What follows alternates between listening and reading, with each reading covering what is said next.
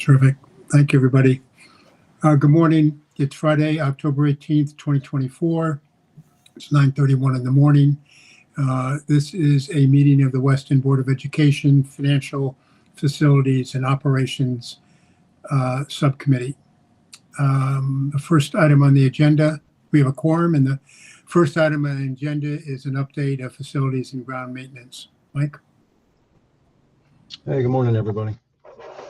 All right, so as we talked about the last meeting, we were understaffed. I'm still looking to hire our temporary position for the 24-25 school year. Happy to report that that position has been filled. Adrian Sargent accepted the position. This began on October the 7th, which was last Monday. He's been a great fit thus far, good learner, fits well in with everybody. So happy to report this. Second, we are making a change over to heat. And as you know, with the weather this coming weekend, they may change back, but everything went flawlessly. Last Thursday or so, building temperatures dropped a little bit, so decided to get it on. And as you know, in buildings like this, different ages, different types of buildings, things get turned on differently. There is no date for heat on or heat off. We just monitor and pay attention. Most likely, excuse me, next Tuesday, Monday, Tuesday, Wednesday, maybe a little air conditioning put back on. Other than that, everything's going really well. It's been a great start of the school year, a lot of success. Buildings look great, inside, outside. We added some clay to our varsity field at Repson the last couple of days. That should be completed probably by Monday. Other than that, guys, I really don't have a whole lot to update today. So if you guys have any questions for me, I'd be happy to answer. Anything for anybody? Just really quickly, Mike, good to see you, and congrats on your interim promotion there to Director of Security. Question for you, just on some of the CapEx projects. I know that you had mentioned, I think during the last call, just redoing this. I'll throw a few out there. Redoing the steps of the high school, additional windows of the high school being replaced, renovation of the remaining 2 bathrooms. I know some of these stats of the North House playground renovation. I know some of these were things that we were going to complete throughout the year. So just any update on time frame there and any of those, any progress being made, or is that sort of further out? Sure, I'll start with elementary school. So we had the South House bathrooms. We still have 2 that need to be done. We tried to get that scheduled out for the last couple of weeks because we had different holidays. It just didn't pan out with our contractors. They weren't able to get in here. We're hoping to be able to shut down for a long weekend and get those last 2 bathrooms done. So I'm really hopeful before we get to the Thanksgiving break that those will be completed. And it's just the 2 hallway bathrooms. The 9 classroom bathrooms are completed. North House playground, we had the equipment delivered a couple weeks back. So the equipment was put in. They're missing a couple of pieces, whether back order or a misorder. One piece was put in incorrectly, so that's still back and forth. It's still closed at this point. We're going to talk to Laura today. She actually just called 2 seconds ago when this call began. I'll speak with her today about just shutting down the one piece of equipment that's not operable, and the one new piece back in use. The swing set can be used. The asphalt area can be used, and as soon as they're complete, we'll get the paving completed, and that project will be wrapped up. The steps at the high school, after many conversations with the contractor, I'm meeting them Monday morning, 9 o'clock.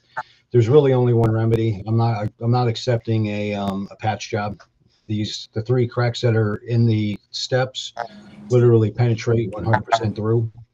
Now we're starting to get a little sprawling from the steel reinforcement. So they're going to come out on Monday morning. We're going to go through logistics because it's very likely it's a week's project. By the time you demo it, reform it, reinforce it with the steel, and it's nothing that really can be completed during school. It's a main entrance. It just can't be shut down. Christmas break, if the weather turns out to be a little warmer than the season predicts, or if winter break is warmer than the season predicts, it could be done then. I'm thinking more likely this is going to push into our spring break, which is April. Windows we're still waiting on 2 that were back ordered to be replaced. And unfortunately, we'll have to continue to replace some of these windows as the seals just continue to fail. Awesome. Thanks for the update. Just one last question I have for you, Mike. Sure.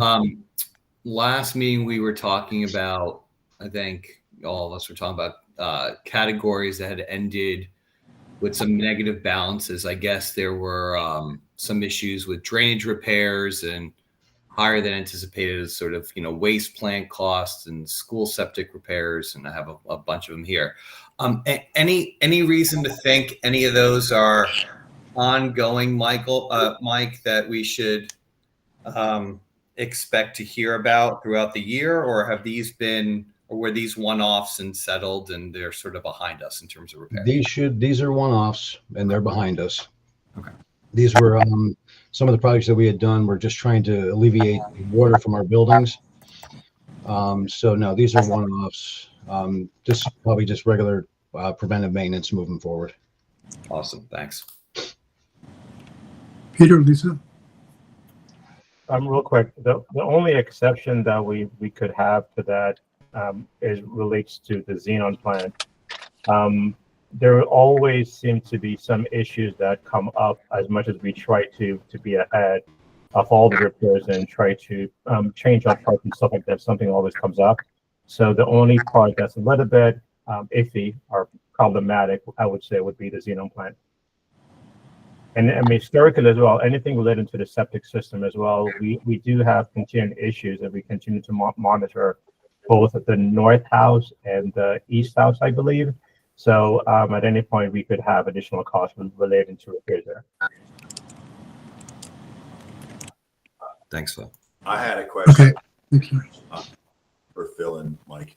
I saw buried in the notes of the Board of Selectmen meeting a concern about $100,000 expense for a new water pump. Maybe it's a new backup generator for the water pump. And I was wondering if you had any insight into that, or where that number came from and what the liability is to the board.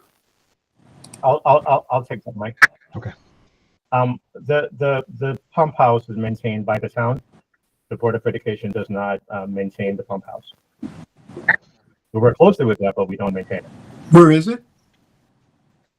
It's in the north house off by Hurlbut. Okay.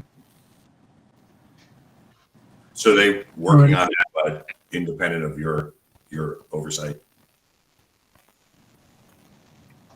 Well, by independent, I don't necessarily want to say it's independent, but we do not maintain it. If there's anything that comes out from the pump house that feeds the buildings that we need to do any kind of investigation, we'll work collaboratively with the town. But in terms of direct maintenance and oversight of that plant, that is a town facility. Thank you.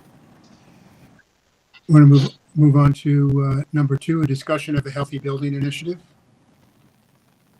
Okay, so this is sort of my one-man Quixote quest here. Interesting that if you listen to a lot of the candidate debates for our state-based elections, one of the top questions on people's minds is electricity. So I'm focusing on electricity in here. And, I've been working with Snyder Electric, and we have some really good ideas for how to generate photovoltaic-based electricity as a microgrid. And I think we're resilience and future-proof. So that is something we have in our vest pocket that we can pull out as we look into lighting and energy and our future electricity needs. But it's pretty straightforward. They sent a lot of case studies. I think Ridgefield, Bearfield, and Gilbert had done this. So we have a little bit of case studies to work on. So at the appropriate time, we'll take a closer look at that and we'll augment our electricity. Okay, thank you. Phil, next Sure. few yours. Yep. So I just want to start off the update by just doing a quick recap of a few things that ended last year. As I mentioned, at the end of last year, we issued RFPs for 3 services: in district and out of district transportation, as well as cleaning services that had expiring contract. We had a net savings of those RFPs for approximately $344,000. In addition to that, at the conclusion of the budget deliberation for fiscal 25, there was a reduction, an overall reduction to our budget of approximately $222,000 by the Board of Finance. So that's just where we are in terms of just a quick recap as to how we're trending for the year. Currently, we're trending to, as of September, we have a projected deficit of approximately $265,000. Just want to give some broader highlights and updates. We have a net overall savings in salaries of approximately $75,000. We are seeing some savings for benefits, overall benefits, and this is primarily driven by health insurance. Our census continues to be lower than planned. So we are seeing approximately 10 to 12 fewer than expected enrollment in our overall plan. That's primarily driving this surplus there. Legal fees, as I mentioned in this note, we are anticipating to have higher than expected legal fees, and this is primarily driven by our spread PPS group or department. As I mentioned here, we are seeing more this year. We're seeing more due process hearings than what we have seen in the past. I think historically we have not had any due process hearing, and this is the first time in recent history that has happened. So we are anticipating higher than expected legal fees.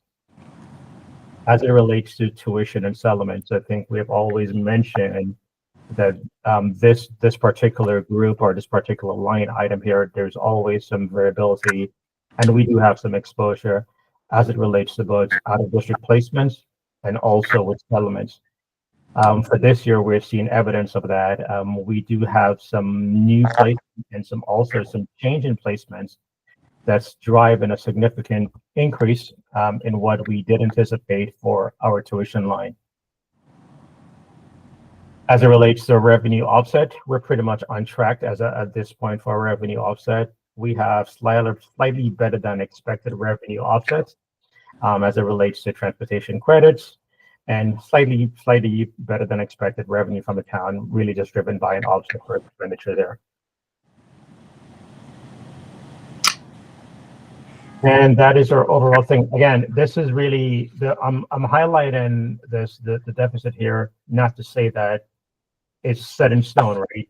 We still have 9 months left for the year, Yeah. but I think with a significant increase or deficits that we have in certain line items, it's just important for me just to give an update, just to project out in terms of where we could potentially be at June 30th. Okay, and we're going back. We haven't gone back to the Board of Finance yet about the non-lapsing account. That's next month. Meeting. That is next month. It was deferred until next month. Okay, that is deferred because we wanted to defer. Are they aware it's going to take place? I've had conversations with Rick, and Okay. I've had offline conversations. Yes. Okay, I've had an offline conversation as well. Yes. Okay. Any questions? And Phil, on that non-lapsing account, I know last time, Steve, you brought this up too with respect to the timing of that, right? And when we would actually have to have the account set up, in order to receive whatever, surplus funds that there would be. I assume that gives us enough time, right? I assume that in November, by the time the Board of Ed meets in November, then you would have spoken to them and we will be taking a vote, I guess, on whether or not to move forward with that. Is that correct in the process? We will be and should be ready for that vote in November, or is it possible that gets deferred? I'm not sure we have to vote. Oh, we don't? Okay. I don't think so. I mean, it's Okay. we're not. No, I mean the state has. No, I think this is just letting the Board of Finance know that, the funds have been allocated to us and we're keeping the funds. And we're taking the surplus and putting it in a non-lapsing account. Right. Okay. I think, Michael, well, I think our last discussion at the last meeting, there was discussion in terms of guardrails in terms of the use of these funds. Yeah. So I think that will be an ongoing discussion because this is really new for us as well. Yeah. So we will have policies and so surrounding this non-lapsing account that will require a vote by the board. Got it. Yeah. Okay. Yep. Understood. I just have 2 or 3 questions here, Phil, just really quickly. Thanks for putting this together. Number one, I went back multiple years back to see if there was ever a time where, we were starting off from a deficit of this magnitude, I guess. Hadn't seen one going back to 21. Now, look, I think from the beginning, from the October reporting to September the following year, every year, I think it's been, we've logged in surpluses. So to your point, this is not set in stone and there's no sort of, I wouldn't say overarching concern unless you have one. I just have really 2 or so really minute pedantic questions for you. Just curious. It looks like for the higher level of legal services, it looks like I'm curious as to in that one, as well as in the, let's see, what is this, other services where the student needs, generally speaking, those are sort of drivers of this. How are you calculating those numbers? So it looks like it's like a 33% increase. I know it's very hard. Are you trying to determine okay, we're going to get so many legal cases, it's going to cost this much per legal case, and this is how we're figuring this out? How are you ascribing, how are you estimating the increases there, given the variability of those costs? Let's go with the easy one. I think the easy one here is in other services on the tuition line. These are more definite for the most part. There may be a slight variability there based on where we are in terms of placement. I think we have 1 or 2 that's a little bit in flux right now. We're working on the overall final details related to that. So that's more definite.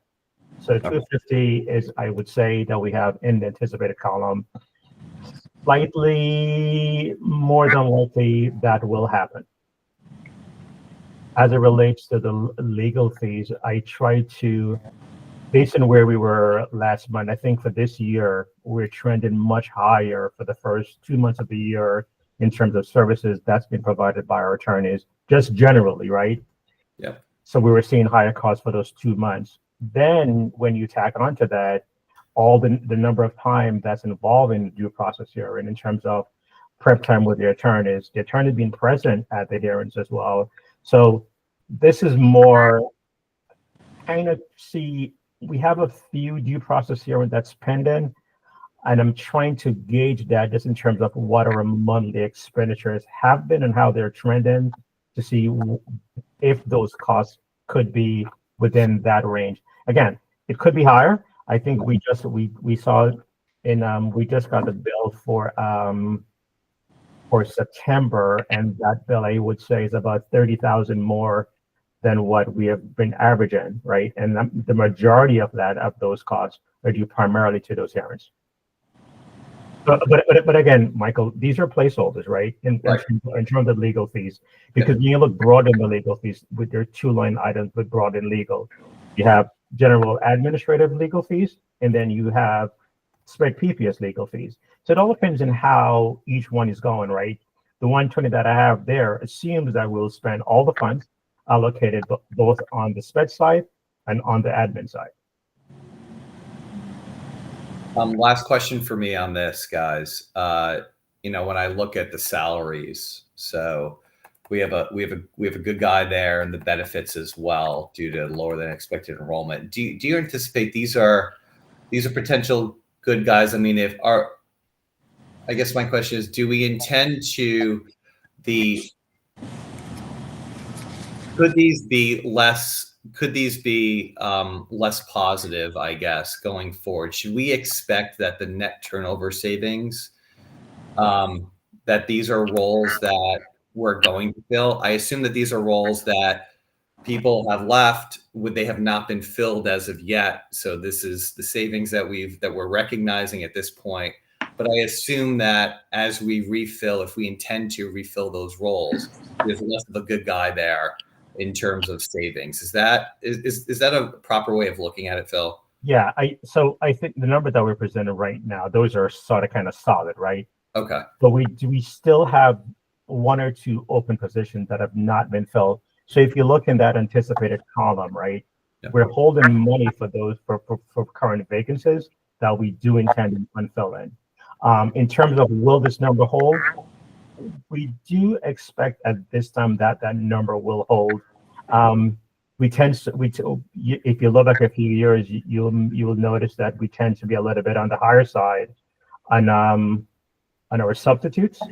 Historically, we've tended to be a little bit higher than that. So, but as the year progresses, right, we tend to balance these items out. I'll make adjustments in terms of these items here. Also, as it relates to health insurance, for those positions that are still open, I'm also holding money there in anticipation that these employees will be enrolled in our health plan. Okay, so that's somewhat being accounted for as well. So Yeah, okay, yeah. I want to know. Okay, awesome. All right, thanks. So again, Michael, I know you look back and you try to find a year where we've opened the year with a surplus, and I've always said, right, every year is different. Some years you have some things that go in your favor, and some years that they do not.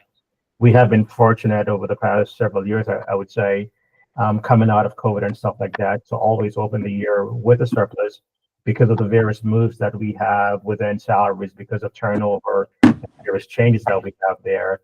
So this year is just one of those years where we just have to monitor expenditures a little bit more tightly, and plan accordingly, right? It's early in the year. We still have 9 months left. I'll just continue to monitor stuff and to build maybe a little bit tighter in terms of our expenditure, and just let the board know, keep the board apprised of how things are trending. We have to monitor our utilities, right? We're seeing that increase, even though we have contracts in term on the supply side. The variable component of that is going to be on the delivery charges from Eversource, which we have seen, I think, for the past 2 months, which our bills are trending higher than they have been for the past 2 years or so. So we do have some slight exposure there. Hopefully, if we have a milder than expected winter, that can balance out any changes there. So again, it's a long road ahead. We'll just continue to monitor expenditures, and I'll keep the board updated. Great, thanks. If there are no more questions, can we move on to the budget calendar and the budget next 3 items?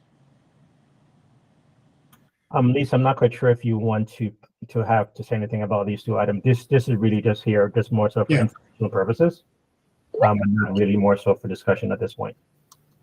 Yeah, no, this is standard, Michael. We set the budget calendar.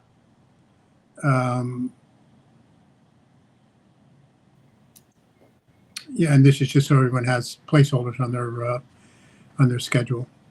I did see we got a few extra days, so I appreciate that. I saw from the delivery of the budget to the BOE meeting, and then just in the process to approval. So always appreciate it. That's good. I guess the last item on the agenda then is the approval of the minutes. Do I have a motion to approve? I approve as moved. Great. Second? Second. All those in favor? Aye. Great. See everybody on Monday. Thanks, guys. All right. Thank you, guys. Have a great weekend.